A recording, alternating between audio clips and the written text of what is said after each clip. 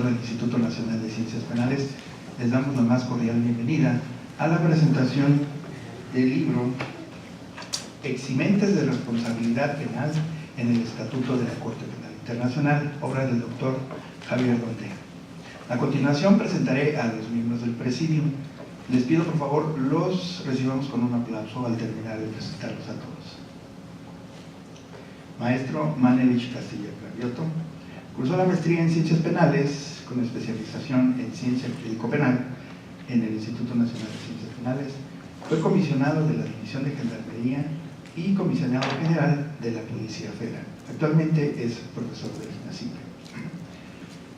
Renato Sales Heredia, doctor en Filosofía, fue titular de la Comisión Nacional de Seguridad y actualmente es profesor del INACIPE, y el coordinador de la obra, el doctor Javier Matute, investigador del INACIPE, cuyas líneas de investigación se concentran en Derecho Procesal Internacional. Recibámoslos con un aplauso, por favor.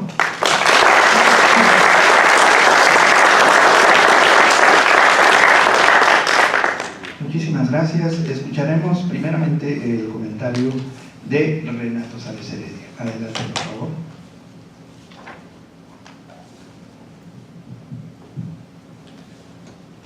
Muy buenas tardes, tengan todas y todos ustedes. Me da muchísimo gusto estar aquí con tan buenos, tan queridos amigos, con Manelik, con Javier, aquí en el INACIPE con todos ustedes. Eximentes de responsabilidad en el Estatuto de la Corte Penal Internacional es fruto de un doble abandono, nos dice el coordinador de la obra, Javier Donde Matute.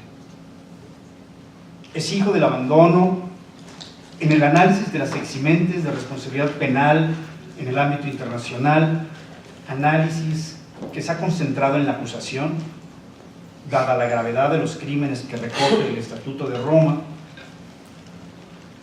y olvida que en su seno perviven los artículos 66 y 67 que recogen el principio de presunción de inocencia y los derechos del acusado. Resulta más atractivo, dice Javier, hablar de los alcances de los crímenes, de las maneras novedosas de establecer formas de imputación, que plantearse las condiciones para que una persona sea declarada no culpable. Decía el filósofo rumano Michel Cioran que nuestra verdadera patria es el lenguaje. Celebro que Javier reconozca en este texto que el segundo abandono tiene que ver con nuestra lengua, que en la materia, su materia, el debate y el desarrollo doctrinal acontezcan en inglés o en francés, tal como durante décadas el análisis que versa o ha versado sobre la teoría del delito y sus complejas elucubraciones debía esperar para la mayoría del público hispanoamericano las traducciones buenas o malas que del alemán se hacían de Welzel, Jeschek, Jacobs o Roxin. Es de la mayor importancia, pues, en mi opinión, que en eximentes de la responsabilidad penal en el Estatuto de la Corte Penal Internacional concurran un yucateco con un veracruzano, con un dominicano y un peruano, un colombiano y otros 3 mexicanos, entre los que se cuenta el compilador de esta obra. Séame permitida una digresión sobre el mencionado compilador. En el ya lejano año del 2001, Javier Donde y yo trabajábamos en la Procuraduría de Justicia del entonces Distrito Federal. Ya habíamos implementado, impulsados por Samuel del Villar, el sistema de enseñanza por casos en el Instituto de Formación Profesional. Y en tiempos ya del maestro Batres, Javier tenía la misión, entre otras, de participar en la elaboración del nuevo Código Penal para el Distrito Federal y simultáneamente en el complejo debate que condujo a que nuestro país al cabo ratificara el Estatuto de Roma. Transitaba Javier de lo estrictamente local a lo internacional sin mayor problema. Hoy coincido con Miguel Ontiveros, Javier Donde es indiscutiblemente el referente mexicano en materia de derecho penal internacional. El texto que hoy nos convoca es un importante análisis de, así las llama el Estatuto, las circunstancias eximentes de responsabilidad penal que recogen los artículos 31 32 y 33 del documento. Y no tan solo, aborda el estudio también aquellas otras, distintas a las precitadas, siempre y cuando se desprendan del derecho aplicable en la materia. El texto nos explica en forma minuciosa de qué manera la jurisprudencia, el caso Erdemovic, el caso Amelo, Martic, Milosevic, Katanga y Bemba han permitido el desarrollo procedimental de las eximentes que, al cabo, no son sino posibilidades de defensa para aquellos que han sido imputados por los más graves de los delitos. No podemos dejar de ver las eximentes desde el prisma de las excluyentes que recogen nuestros códigos. Empero nos queda claro que el Estatuto pretende conciliar, en la medida de lo posible, el manejo que hacen de las mismas las dos grandes escuelas, los dos grandes sistemas de derecho, el Common Law y el romano germánico. Síntesis a la que, dicho sea de paso, nos obliga a la consolidación e implementación de nuestro sistema procesal acusatorio. Este acuerdo de compromiso entre ambos sistemas queda de manifiesto en el estudio de la teoría del error, en su doble vertiente, en tanto excluyente del dolo o de la culpa, en el análisis de la legítima defensa, de la incapacidad mental o la intoxicación. Es esencial, creo, y colma una laguna en estos estudios, el análisis de las excluyentes indirectamente previstas, como la necesidad militar, la coartada, el consentimiento de la víctima, la represalia, el tu quoque y la guerra justa. El interesantísimo estudio sobre la coacción y la dilucidación de si es causa de justificación o excusa y su vinculación con el tratamiento de la orden del superior jerárquico, que inevitablemente nos remite a la llamada obediencia debida y su permanencia en el fuero de guerra del derecho nacional. La discusión, y no tan solo en materia internacional, sino aquí mismo, en nuestro país, de cuándo una orden emitida por un superior jerárquico entraña manifiestamente un ilícito. Más allá del estudio pormenorizado de las eximentes, existe algo que creo yo es de la mayor importancia y que subyace en este texto. Se encuentra vertebrado, recorrido por una vocación liberal, por una vocación democrática, acorde con el documento que analiza, y que encuentra en el imputado, aún por los delitos más graves, siempre a una persona. Subrayo, a una persona que merece defensa, no a un individuo incapaz de reconocimiento cognitivo al que hay que tratar como si se tratara a una cubeta llena de alacranes. En ese reconocimiento expreso de la calidad de persona del acusado, insisto en el artículo 66 del Estatuto, que contra el viento y la marea sigue presumiendo la inocencia del acusado y no su calidad de enemigo a priori, se encuentra la clave de defensa de los que aún creemos, como Javier Dondé, que los derechos fundamentales de la persona humana deben respetarse en el derecho penal internacional y también en el nacional. Muchas gracias.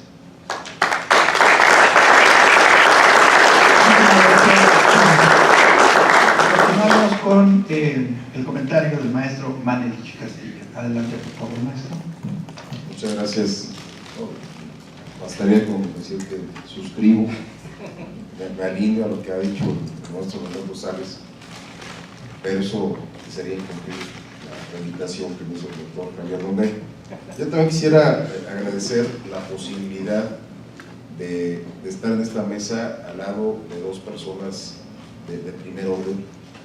Primero quiero recalcar la presencia del maestro Renato Sánchez Heredia, que, como le he dicho a muchos de mis alumnos aquí presentes, es quizás una de las mentes más lúcidas para explicar el fenómeno jurídico, pero también vincularlo con la filosofía, con la seguridad, las personas con una visión más integral que al menos yo he conocido.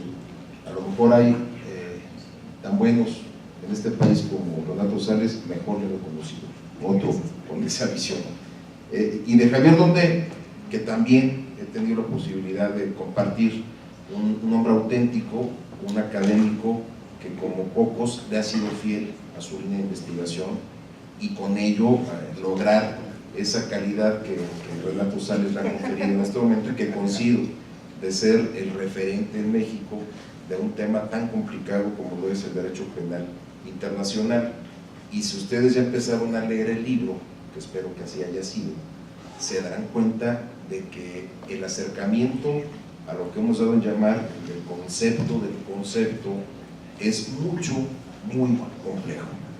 Yo quisiera comenzar porque ya desde el prólogo el texto plantea la riqueza de lo que seguramente, estoy convencido, fue una de las preguntas de investigación del coordinador para motivarlo a emprender esta obra. Es decir, la complejidad que implica hablar de eximentes en el derecho penal y por ende en el derecho penal internacional. Hoy el propio tema de las causas que excluyen el delito en la dogmática penal contemporánea son vastas y muy amplias en su estudio.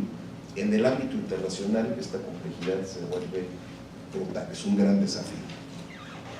No define la Corte Penal Internacional la diferencia entre causas de justificación y exculpación, y las llamadas eximentes, dice el texto, son poco claras.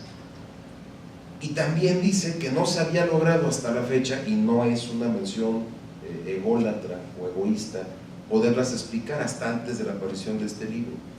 Y no se había logrado porque no se había realizado siquiera la meta, se había planteado la meta de explicarlas y aterrizarlas en un texto con la riqueza que da, lo que se ha dicho, la currícula de los autores. Quiero también referir las palabras del coordinador acerca del abandono del tema y del idioma, cosa que ya explicó Renato Sales, pero yo también quisiera una tercera parte de abandono, el abandono de la prospectiva en el derecho penal. ¿Por qué digo esto? Porque hoy los grandes litigios, los grandes casos, están marcados por el empleo técnico del derecho internacional. No tengo yo en la mente un solo caso reciente que no haya tenido en el derecho penal internacional un importante contenido. Y quisiera recordar al menos la defensa que emprendió Juan Velázquez en el caso de Echeverría, cuando la acusación de genocidio, un litigio que se basó preponderantemente en el análisis de temas como los que aborda el libro. A mí me gustaría centrar mi comentario en el episodio que más llamó mi atención, el que más me apasionó y al que 2 o 3 veces debí dar lectura para comprender y sobre todo interesarme de lleno. Y hacerlo al lado de mi jefe durante muchos años, de Renato Sales, es también muy importante porque me quiero referir a las órdenes de superior jerárquico. Y me gustaría ponerlo sobre la mesa porque ahorita el debate que viene acerca de la conformación de un nuevo cuerpo de seguridad en este país debe de pasar necesariamente por el análisis de este último capítulo del libro, de este subtema. Imagínense los que no hayan llegado ahí, y esto que sea una invitación a la lectura, lo que señala Oppenheim acerca de la referencia a la diferencia entre las órdenes dictadas por un gobierno y su distinción de las órdenes giradas por un comandante, es decir, por una persona. ¿En qué momento se hace esa distinción? Cuando un servidor público de primer nivel deja de ser parte de la estructura del gobierno para asumir el rol, aquí los dogmáticos les encantaría analizarlo, de comandante únicamente en una circunstancia despojándose de su calidad de representante del gobierno. Yo no sé si este tema no es para, bueno, más bien creo que es para no dormir, porque ¿qué marca la diferencia entre la orden dada por un gobierno y la orden dada por un representante de gobierno en calidad de comandante o de coordinador de un esfuerzo operativo?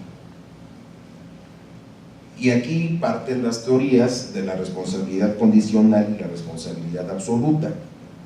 En la primera, el subordinado será penalmente responsable, fíjense en qué casos: cuando sabía o debía haber sabido que la orden era ilegal, o si la orden era manifiestamente ilegal. Y hay dos posturas para que la ligada de la teoría de la responsabilidad condicional opere.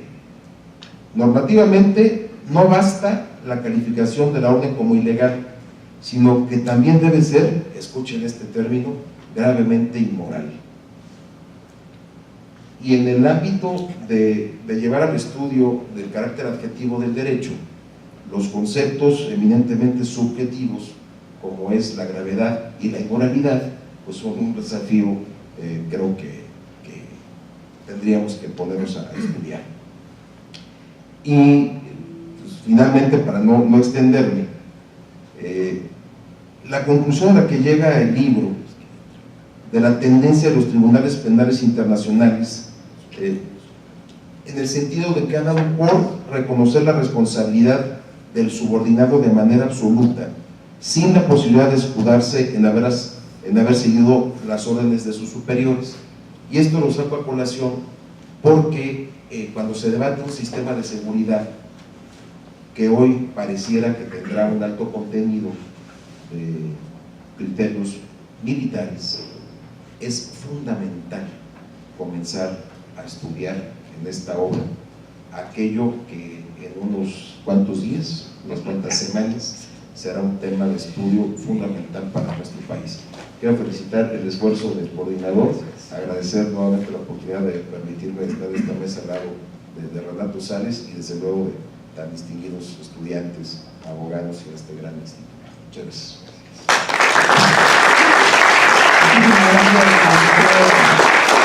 Vamos a escuchar ahora palabras del coordinador, doctor Javier López. Adelante, por favor, doctor.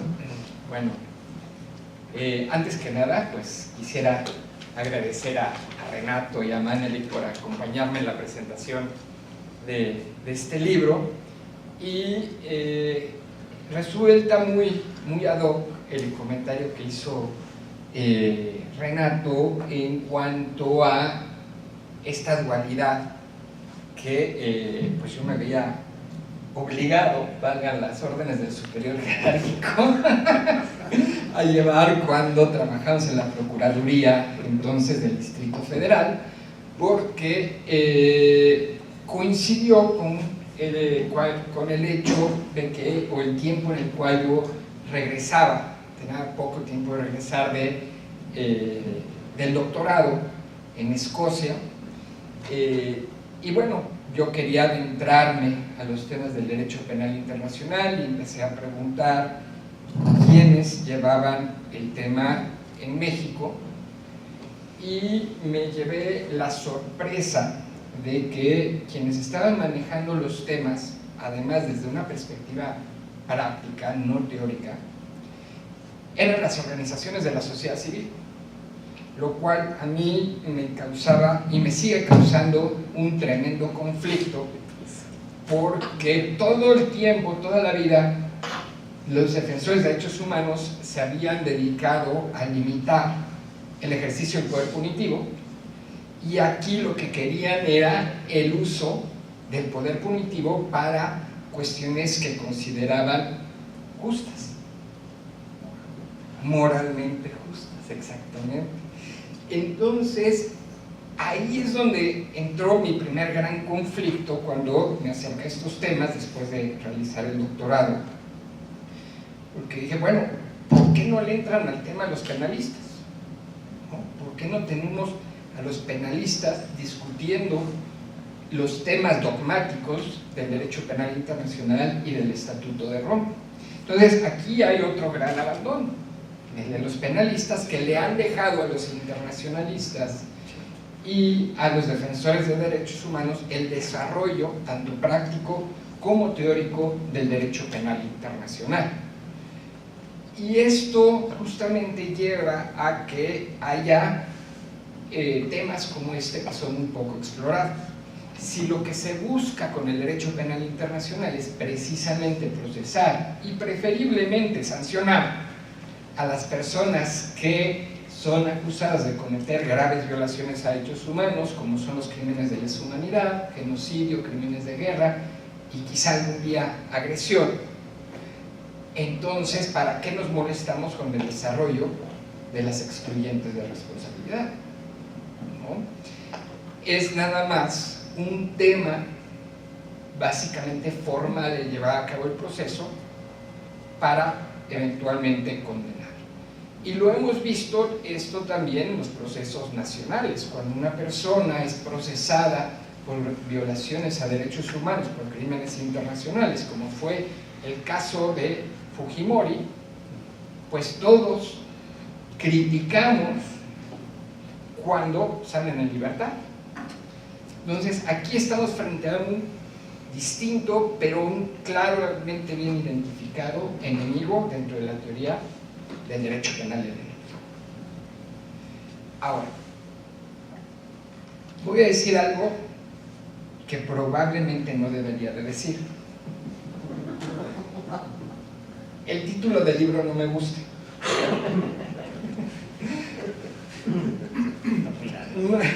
Además de que está muy largo, la palabra eximentes es básicamente un concepto que se utilizó para dejar satisfechas a todas las personas de las distintas tradiciones jurídicas que participaron en la redacción del Estatuto de Roma. Pero yo tenía que ser fiel al texto del Estatuto de Roma, por lo menos eso creo, por eso dejé el título así, ¿no? Tal y como lo señala el artículo 31 del propio Estatuto de la Corte Penal Internacional. Pero volviendo al tema del derecho penal del enemigo, es algo que se ha venido gestando desde Nuremberg. Quienes han sido mis alumnos, o quienes van a ser mis alumnos, sabrán o van a estudiar que yo soy un defensor del derecho del Tribunal de Nuremberg, porque me parece que muchas de sus críticas no son justificadas.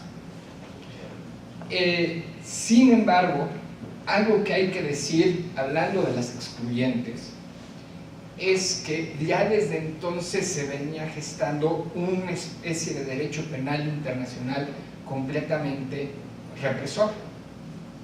No pasó por mente de nadie incluir excluyentes de responsabilidad en la Carta del Tribunal de Nuremberg, y mucho menos después con su concreción en los principios de Nuremberg en un documento ya de las Naciones Unidas. Lo que es todavía más curioso, cuando hablamos de las órdenes del superior jerárquico, dicen exactamente lo opuesto: no es un excluyente de responsabilidad. O sea, no nos dicen cuáles sí, nos dicen cuáles no, junto, y esto sí se justifica más, con el cargo oficial, ¿no? Porque muchas veces la parte de la defensa de Nuremberg fue, bueno, yo era representante del gobierno de Alemania y por lo tanto pues tengo inmunidad, ¿no? Pero en el caso de las órdenes del superior jerárquico, pues todo lo contrario, se dice: esta no es un excluyente de responsabilidad. Y esto se va repitiendo en los demás esfuerzos para codificar el derecho penal internacional.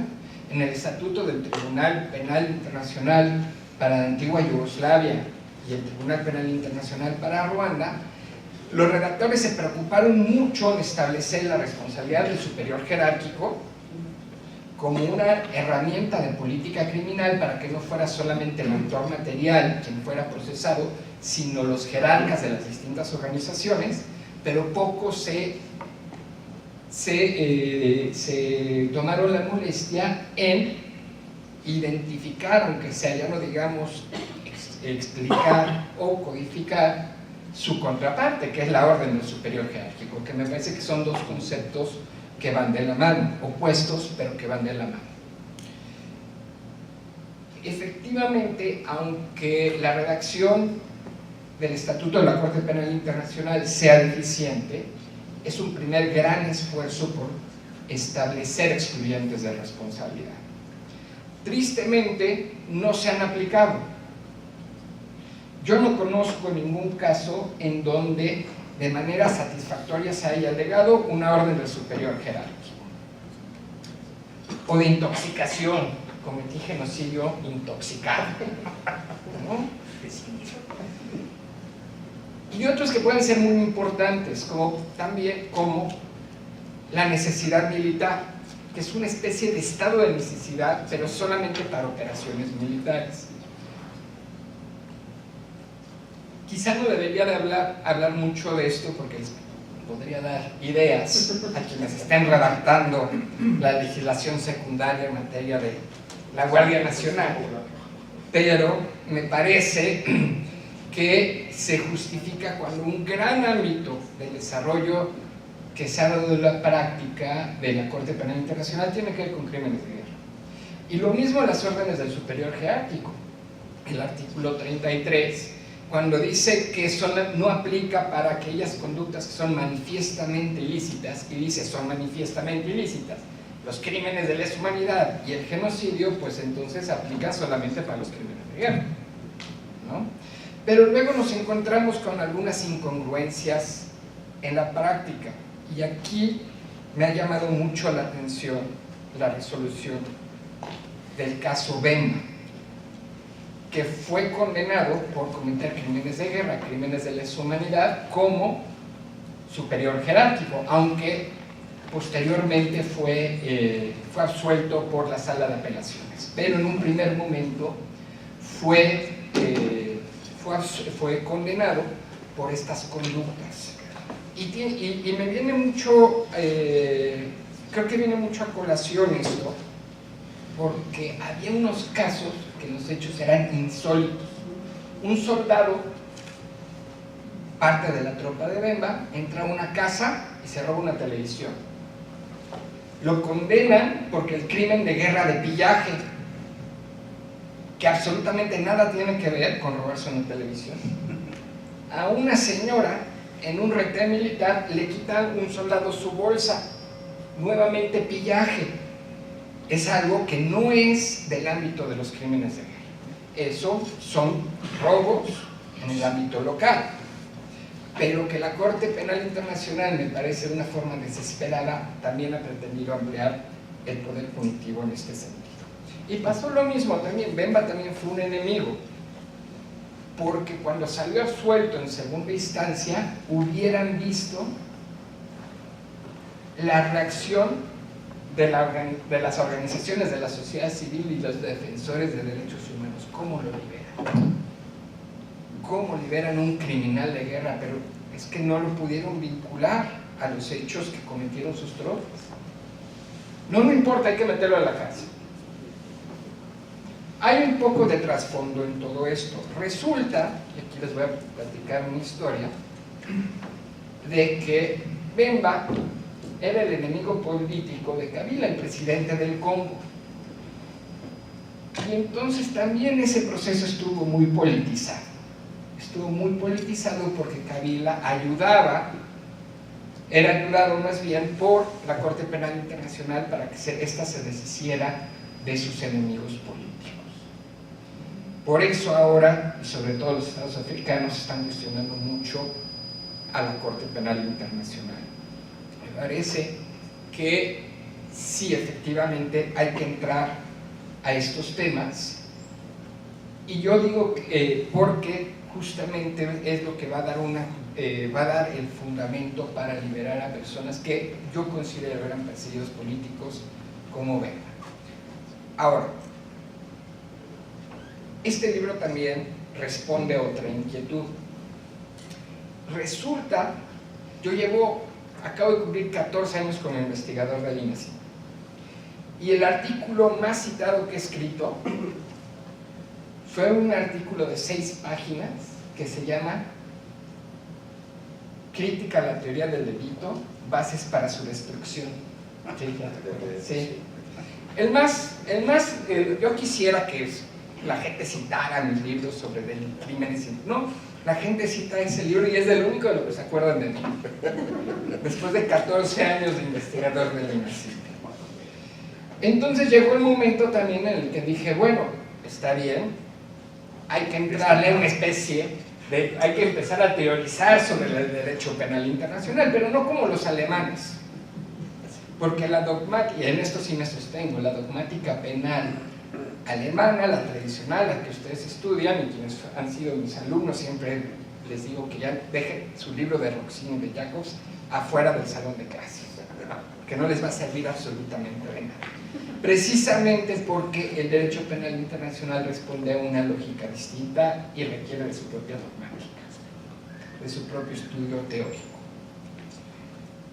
Quizá algún día yo pueda escribir algo sobre eso, pero estos son entonces es parte de estos primeros acercamientos para empezar a estudiar el derecho penal internacional como estudiaríamos el derecho penal nacional. Entonces, al ser un primer acercamiento, es un primer saque, y espero que haya muchas reacciones, por más que las que hubo por la crítica a la teoría del delito, sobre estos libros, porque justamente este intercambio de ideas es lo que genera la ciencia. De lo contrario, pues mejor nos quedamos encerrados en nuestros cubículos a leer, a escribir, pero no a publicar. La idea es justamente este tipo de difusión de ideas, y como Manel ya apuntó, hay muchos temas de derecho penal internacional que todavía van a ser relevantes en México. No solamente por el tema de la Guardia Nacional, sino también por la gran cantidad de crímenes de lesa humanidad que se están cometiendo, desde las desapariciones forzadas, los desplazamientos, un tema muy interesante, los desplazamientos forzados, ya no digamos casos de tortura, casos de ejecuciones extrajudiciales. Entonces me parece que es un tema que todavía me falta por aplicarse y por desarrollarse. Y si no me creen, vean las declaraciones de Michelle Bachelet de hace poco. Muchas gracias.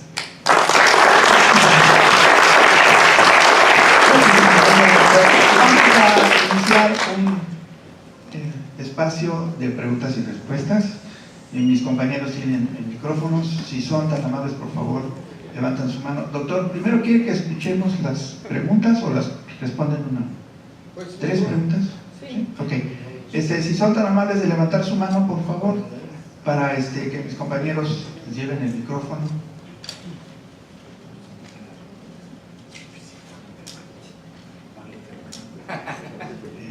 Bueno, después de leer el libro, entonces.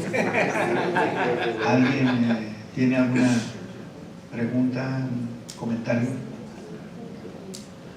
Sí, pero se está consultando entre ellos. Ahí hay una. Sí. ¿A quién la dirige, por favor, si está? Para el doctor, ¿dónde la pregunta? Cuando nos habla de ese eximente de la obediencia jerárquica para militares, para algunos integrantes de las fuerzas de seguridad pública. En esta parte de su libro, que es en materia internacional, bajo el Estatuto de Roma, sí me gustaría saber su opinión sobre esa línea muy delgada, que se me hace a mí muy delgada, entre ese eximente de obediencia jerárquica por parte de un soldado que ejecuta una orden proveniente de un superior. Yo me imagino que en materia internacional es porque debe de haber un estado de guerra. Cuando existe un estado de guerra, las cuestiones de moral, de valores, como lo manifestaron hace rato, pues quedan un poco alejadas de ciertas realidades que se están viviendo por situaciones muy álgidas. Los integrantes de un grupo armado forzosamente quieren cumplir con el objetivo y van a defender hasta con su vida los intereses de su patria. Sin embargo, en todos los ordenamientos castrenses existe una responsabilidad como desobediencia en el orden militar. Entonces, el soldado que va a ejecutar una orden, sea lícita o no lícita, en un momento muy álgido, pues se va a encontrar en una situación muy difícil. ¿Por qué? Porque se encuentra, digámoslo así, atacado por dos flancos. Uno por la obediencia que le debe a sus superiores, y otro por esos valores que pudiera lesionar. ¿Qué me pudiera decir usted al respecto? ¿Cómo se pudiera, de acuerdo a una dogmática penal internacional y reconocida, cómo se pudiera dilucidar como cuestión de eximente de responsabilidad o como responsabilidad hacia una persona? Si se tiene que atender específicamente a una dogmática plenamente definida, o se tiene que atender a circunstancias que se estén viviendo. Las circunstancias que se estén viviendo pues surgen en el momento y en el momento terminan. No sé si más o menos entienda cuál es mi pregunta. Sí, bueno, como ya decía, yo creo que todavía no hay una dogmática penal internacional, pero me parece que hay del estudio de las excluyentes, y esto incluye las órdenes del superior jerárquico, yo he percibido que en su mayoría, si no es que todas, tienen como elemento fundamental el elemento subjetivo de la conducta. Es una manera un poco diversa y por eso necesitamos una dogmática penal internacional, porque nosotros cuando hablamos, por ejemplo, de la intención, ¿no?, y de la finalidad, lo vemos en el contexto de la teoría del delito, ¿no?, y la definición de un delito. Entonces, cuando hablamos de una conducta típica, antijurídica y culpable, cuando hablamos de conducta, esta tiene que ser un acto que se desarrolla de forma dolosa o culposa. En el derecho penal internacional, yo diría que va más allá. El análisis del elemento subjetivo se da no solamente en la conducta, pero también se da en las excluyentes de responsabilidad.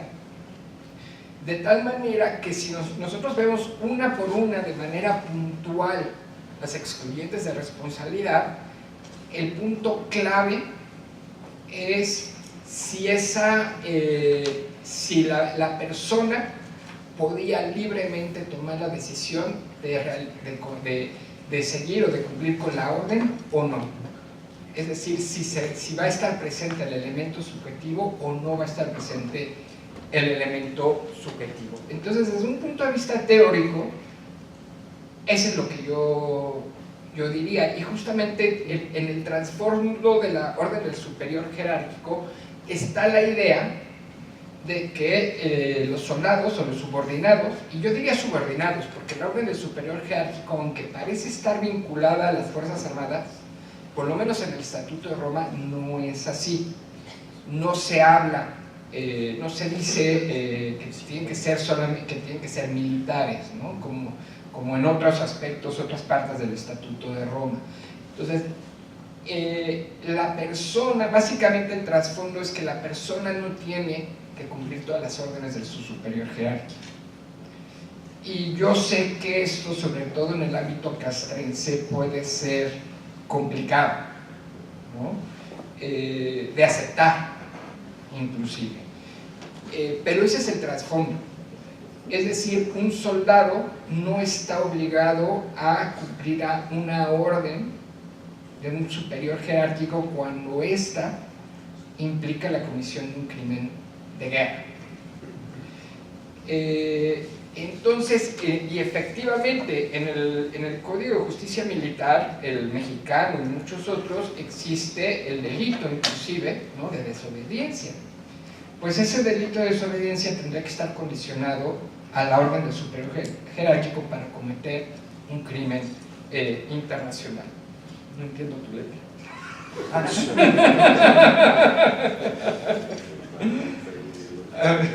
Este es el artículo 119, sí, sección sexta del Código de Justicia Militar. Okay. Obedecer a un superior, aun cuando... ¿qué? Aun cuando su... ¿Por qué no lo lees tú?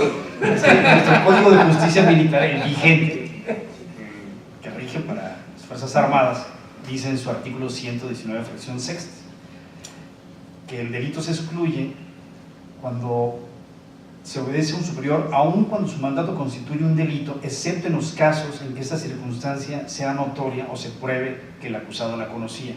Es el conocimiento del que hablaba el doctor en relación con la manifiesta ilicitud de la orden, muy similar. Ahora, yo quería dar como aceptar las bases teóricas, pero creo que el caso práctico, la primera vez que se invocó la orden del superior jerárquico,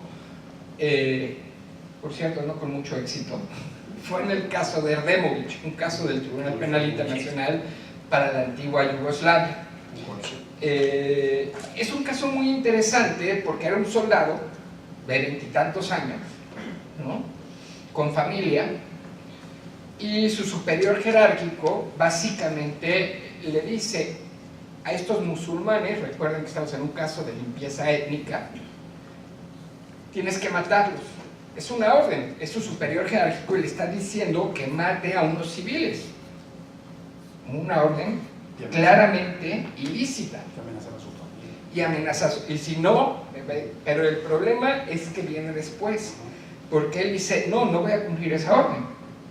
Entonces, está bien, si no la cumples te matamos a ti y a tu familia. Entonces, en un primer momento, y esto se dio, yo creo que en el lapso de 5 o 10 minutos, ¿no?, pasamos de una orden de superior jerárquico a un tema de lo que en derecho penal internacional se conoce como coacción. Entonces, ¿qué hace Erdemovich? Que además, pues probablemente también se vio intimidado, ¿no?, porque era un soldado raso, y esto se lo estaba diciendo un oficial, pues mata a estos musulmanes. Y una de las primeras grandes discusiones jurídicas del tribunal de la antigua Yugoslavia es, pues, ¿qué hacemos frente a esto, no?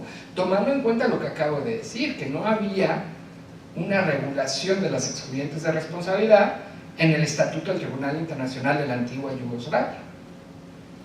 Entonces, una postura, desde mi punto de vista, muy exigente, decía, no, si es un crimen internacional, no se puede invocar la coacción como una excelente responsabilidad. Y yo siempre he dicho, me encantaría ver a esas personas en el lugar de Erdemovich, a ver qué harían, ¿no? Y el tema de la legítima defensa también, claro. Entonces, estas personas, digamos que ganaron la batalla jurídica, porque Erdemovich lo que pasó es que lo consideraron la situación como una atenuante. Entonces se le redujo la pena, inclusive se le puso una pena de 5 años, ya la convocó y está en la calle. Ahora, esta discusión en qué hacer ante una situación como esta trascendió a la Corte Penal Internacional y hubo un cambio de criterio. El simple hecho de que tengamos la orden del superior jerárquico regulada y con muchos requisitos, pero que ahí está y está como una excluyente, es el resultado de que a nadie dejó satisfecha la resolución en el caso de Erdemovich. A nadie, ¿no? Y además es uno de los grandes cambios que hemos visto históricamente en el derecho penal internacional, porque como les decía, en Nuremberg básicamente se decía, no puedes invocar la orden del superior jerárquico, punto. Bueno, poco a poco, muy poco a poco, muy lentamente, pero y además a fuerza de la práctica de los tribunales, se ha modificado golpes de jurisprudencia. ¿Quién decía eso? Era Vallarta, creo que era Vallarta. Se fue modificando la postura y ahora la tenemos presente. Y lo que tenemos que ver es que efectivamente, como ya se mencionó, hay una discrepancia con la legislación nacional. Porque en el Estatuto de la Corte Penal Internacional aplica por igual a civiles que a militares. Pero en el ámbito nacional es exclusivamente para militares. No la podríamos aplicar para civiles, porque se quitó incluyendo policías, pues obviamente van a defender aquí mis colegas a los policías. No, porque no está incluido en el Código Penal Federal. Es más, se quitó en los 90, 95, 96, estaba, y alguien que no entendía mucho de derecho penal internacional dijo, no, esto no lo podemos, ni nacional, Dijo, esto no lo podemos mantener así, no lo puedo sostener, y lo quitaron. 94, 95 por ahí, la quitaron. Bueno, por ahí en los 90s. Entonces sí, efectivamente aquí vemos una discrepancia entre la regulación del orden superior jerárquico a nivel nacional e internacional. Y por cierto, palabras más, palabras menos, lo que dice el Código de Justicia Militar es lo mismo que dice el Estatuto de Roma. Ahí no hay mucha discrepancia. El problema es la laguna en el ámbito civil. En el ámbito civil. Y hay también otra laguna, si me apresuran. Una de las cosas que dice el Estatuto de Roma es que tiene que haber un fundamento jurídico para la orden del superior jerárquico. Es decir, tiene que haber una obligación, tiene que haber una relación de supra-subordinación, y la orden y el superior jerárquico tiene que tener facultades para dar la orden. El problema que vemos, espero que esto no trascienda al ámbito nacional, pero el problema que hemos visto en el ámbito internacional es que esto excluye a los grupos armados organizados. En las FARC, por ejemplo, que hay una estructura, ¿no? Era una organización muy bien organizada, pero una normatividad de estas no le podía aplicar al soldado raso de las FARC, porque claramente al ser un grupo armado organizado no había sustento jurídico para esa relación de supra-subordinación, y por lo tanto todas las órdenes eran ilegales. No, porque el Estatuto de Roma dice que tiene que haber una ley, y las FARC tenían manuales operativos y todo, pero no había una ley, ¿no? Entonces ahí podemos tener otra laguna, pero esa laguna es más propia del derecho penal internacional, de los conflictos armados donde ha operado, que esta otra que hemos hecho notar que se daría en el campo nacional. Me tardé un poco, pero espero haber respondido a la pregunta. Sí, muchas gracias. Tenemos dos preguntas. Esa pregunta, Por favor.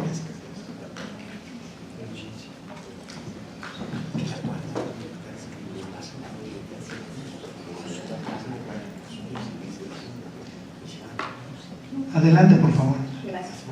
hace un relajo.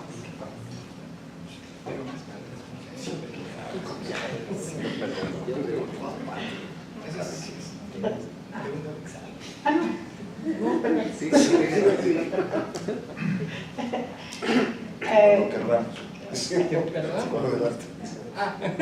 Dentro de la intervención se habló de un aspecto moral.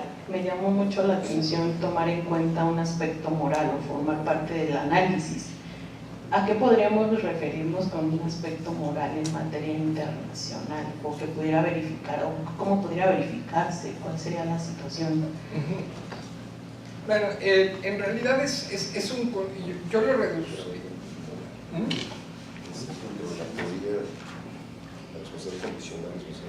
Sí, no, lo que pasa, en el Estatuto de Roma, si mal no recuerdo, el concepto de moral para efectos del orden del superior jerárquico se abandonó. Efectivamente, venía desde Nuremberg que tuviera una opción, ¿no?, con base en la moral. Yo por eso creo que el concepto de moralidad se ha sustituido de manera más reciente por el elemento subjetivo, ¿no? Y básicamente la pregunta que nos tenemos que formular es: ¿podía actuar de otra manera? Y esa pregunta es muy... a los penalistas les suena, ¿no? O sea, es algo familiar, ¿no? Entonces, si la orden del superior jerárquico ejercía tanta coerción sobre la persona que no tenía opción de actuar de otra manera, pensemos el caso de Removich, ¿no? A final de cuentas, la orden, incumplir la orden implicaría que él y su familia iban a morir, ¿no? No tenía opción. Entonces, yo creo que en tiempos más modernos podemos sustituir el uso de los términos de moral con, básicamente, si realmente tenía una opción de actuar de otra forma. Gracias.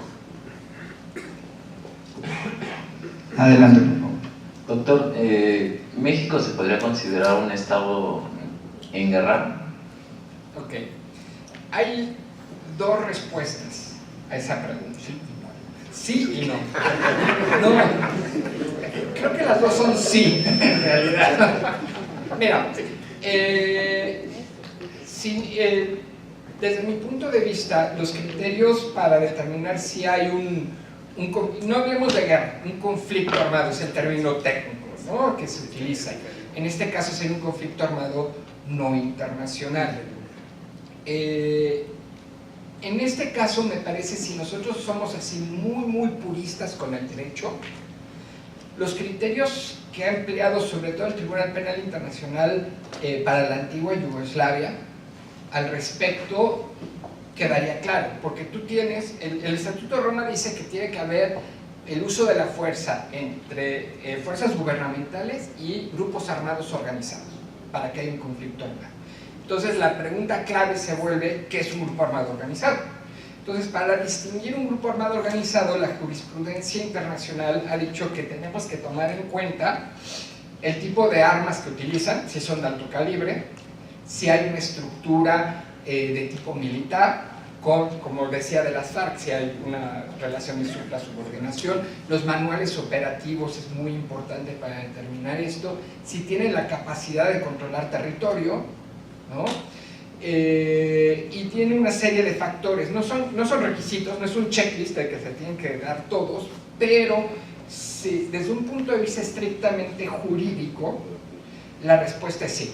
Me parece que claramente hay un conflicto armado en México entre miembros de la delincuencia organizada, contra miembros de la delincuencia organizada y contra fuerzas gubernamentales de los 3 niveles de gobierno. Entonces, la respuesta estrictamente jurídica es sí.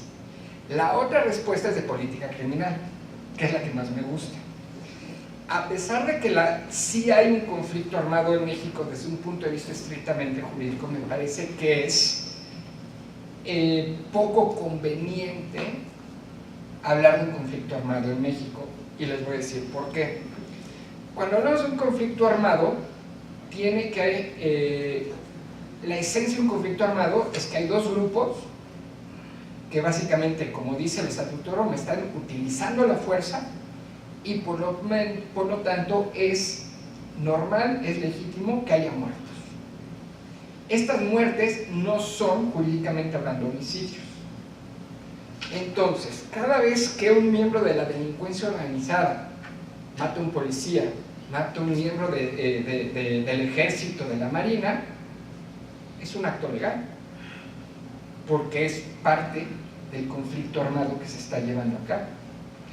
Y al revés también, cuando un miembro de la policía, del ejército, de la marina, mata a un miembro de la delincuencia organizada, el famoso que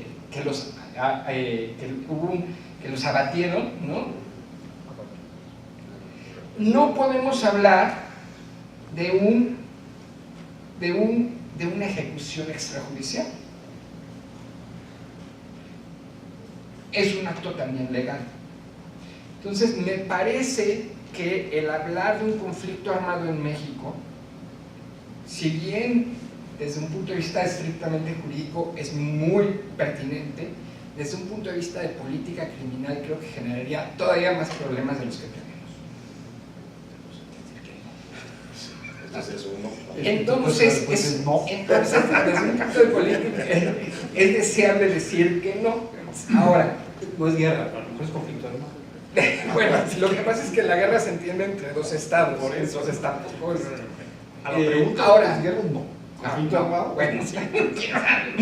Ahora, desde el punto de vista del derecho penal internacional, la verdad es que la diferencia importa poco, porque al principio creo que se ha utilizado, sobre todo, una vez más, por los amigos y compañeros de la sociedad civil, de los derechos humanos, se ha querido manifestar que hay un conflicto armado, y creo que porque tiene realmente es una expresión bastante llamativa, que llama mucho la atención. Pero volvemos a lo mismo, desde el punto de vista jurídico es completamente innecesario. ¿Por qué? Porque estas conductas propias del gobierno y también de la delincuencia organizada, ¿no?, que podemos catalogar como crímenes de guerra, muchas, si no es que todas, también son crímenes de lesa humanidad. Y para los crímenes de lesa humanidad no se requiere un conflicto armado. Entonces, desde mi perspectiva, es preferible, para evitarnos todo el problema de lo que implica un conflicto armado no internacional, empezar a hablar de crímenes de lesa humanidad, que tiene el mismo efecto. En el Estatuto de Roma son conductas igual de graves, ¿no?, pero sin tener que meternos a la caja de Pandora, que sería, o abrir la caja de Pandora, que sería hablar de un conflicto armado no internacional en México, y se tiene el mismo efecto. Y aquí creo que las organizaciones de la sociedad civil sí me han hecho caso, en este punto sí, porque las comunicaciones que han llevado a la Corte Penal Internacional en un principio hablaban de conflicto armado y ya cambiaron su discurso y ya están empezando a encuadrar las conductas que consideran son crímenes internacionales como crímenes de lesa humanidad, y me parece que eso es lo correcto. Gracias. Una última pregunta, por favor, adelante. Claro, Porque me puso mi duda es la siguiente. Decía hace un momento que los grupos armados no pueden invocar la orden de un superior, ¿no? Ahora, mi duda es cómo se define un grupo armado en el derecho penal internacional, porque me parece que el día de ayer Estados Unidos decidió reconocer a la Guardia Revolucionaria de Irán como un grupo terrorista. Entonces, ¿esto influye en el derecho penal internacional, este tipo de decisiones? Bueno, como les decía, hay una serie de factores que han establecido los tribunales ad hoc, sobre todo el tribunal de la antigua Yugoslavia, que tienen que ver, que describen cuáles son los grupos armados, cómo son los grupos armados organizados. Y para resumirlo, ya mencioné algunos de los criterios, pero para resumirlo, en realidad son grupos armados que tienen una estructura militarizada, aunque no sean militares, y esto incluye, por ejemplo, en el caso de Colombia, a los paramilitares, no solamente a las FARC, por eso lo que intentó el ZLN. Ahora, el caso de Trump, que es todo un caso, tiene efectos distintos, porque a la Guardia Revolucionaria iraní la consideró como un grupo terrorista, no un grupo armado organizado, que son dos cosas diferentes. Ahora, el hecho de que sea declarado, y no conozco sinceramente los mecanismos internos que tenga Estados Unidos quizá para impugnar esta decisión, ¿no? Parece ser que es una decisión discrecional del Ejecutivo, tiene consecuencias como, por ejemplo, que todas las personas se presume que son terroristas, por lo tanto los puedes llevar a Guantánamo, ¿no? En vez de procesarlos, los puedes llevar a Guantánamo y que ahí se queden un ratito guardados, ¿no? Tienen, por ejemplo, efectos importantes, y que creo que es una de las medidas que sí tomó, que es congelar las cuentas bancarias. Hay una serie de medidas que se pueden tomar en consideración con base en la Convención contra el Financiamiento del Terrorismo, una serie de medidas financieras, valga la redundancia, que se autorizan cuando se identifica a un grupo terrorista, ¿no? Y claro, Estados Unidos, siendo Estados Unidos y por ende miembro del Consejo de Seguridad, esto implicaría que también pudiera llevar el caso ante el Consejo de Seguridad para que quizá haga algún tipo de declaratoria y que implique sanciones más amplias, ¿no? Que se lleve, por ejemplo, que haya una resolución del Consejo de Seguridad que obliga a todos los miembros de Naciones Unidas también a congelar las cuentas bancarias de los integrantes de la Guardia Revolucionaria de Irán, ¿no? Pero sí es muy importante distinguir grupo armado organizado, ¿no? Para identificar la existencia o no de un conflicto armado de un grupo terrorista, ¿no? Y esto, a final de cuentas, a menos de que se lleve el asunto ante el Consejo de Seguridad, termina siendo un aspecto local de Estados Unidos, una declaratoria, un decreto del Ejecutivo que tiene consecuencias más nacionales, internas para Estados Unidos, a menos, insisto, de que se invoquen las cláusulas de cooperación de la Convención contra el Financiamiento al Terrorismo o se lleve el asunto propiamente al Consejo de Seguridad. Muchísimas gracias a los participantes, el tiempo es un tirano. Nosotros agradecemos los comentarios de los integrantes de la mesa y el Instituto Nacional de Ciencias Penales les quiere entregar un reconocimiento, así como un paquete de nuestras publicaciones más recientes. Adelante, por favor. Maestro Manerich.